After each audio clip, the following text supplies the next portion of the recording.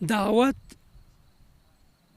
ډېر یو مقدسه وظیفه ده، لکه څنګه چې ما وویل هر انسان یې باید وکړي، خصوصا ځوانان. یو انسان چې دعوت کوي هغه د خپل ځان لپاره صدقې جاریه پرېږدي په دنیا کې. هغه صدقه چې کله د مري د ده نه بعد دغه علم چې خلکو ته رسولی، دغه نیکه وینا چې خلکو ته رسولي، د هر یوې ثانیې، د هر نیکې خبرې، د هر کس چې دی هدایت کیږي یا یو د ده په خبره باندې یو بل طرف ته د الله تعالی طرف ته رجوع کوي، ته یې په خیر کې شامل یې. یعنې د اجرونو یو پراخه شبکه ده.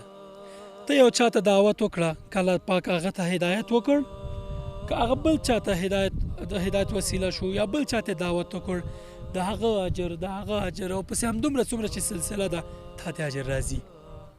هغه چا ته اجر ورسیږي چې تا ته دعوت کړی دی، او په داسې حال کې چې ستاسو د ټولو اجرونو هیڅ نه کمیږي.